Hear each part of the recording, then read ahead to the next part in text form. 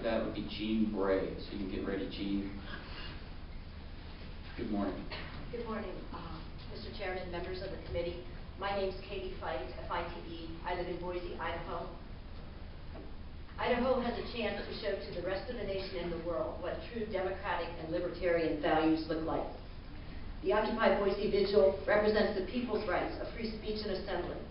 Idaho should be proud of this, instead of trying to extinguish it. This bill refers to aesthetic standards. To many Idahoans, tents symbolize important and at times life-changing experiences, from hunting camps to wilderness outings and experiences. The colorful tents are a vibrant symbol of the Occupy movement and people standing up and enduring hardship for freedom of expression and speech.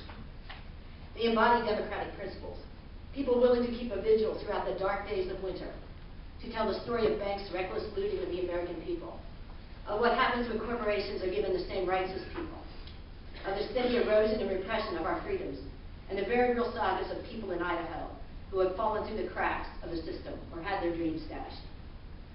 Those who have suffered losses of homes, jobs, and at times the basic necessities of life.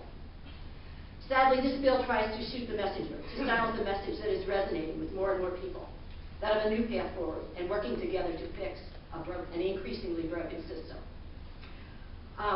I'd like to provide you with some photos of the folks that are staying at the vigil site.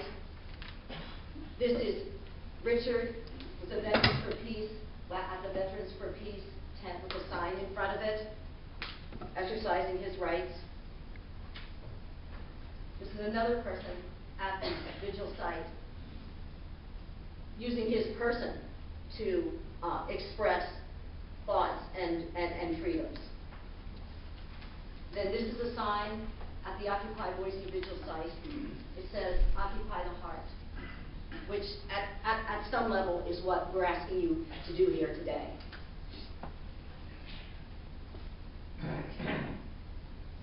Okay, the vigil has sparked an outpouring of kindness and goodwill and efforts at new ways of engaging in processes and in society.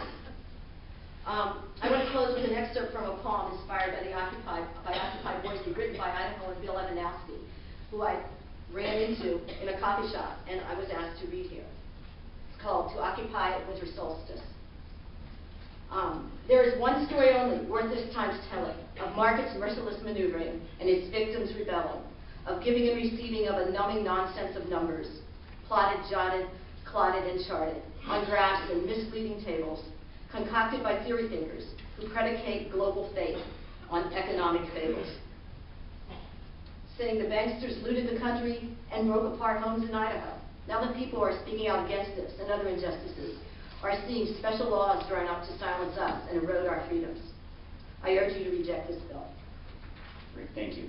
Any questions from the committee? Thank you very much. Jean Bray, and then after that,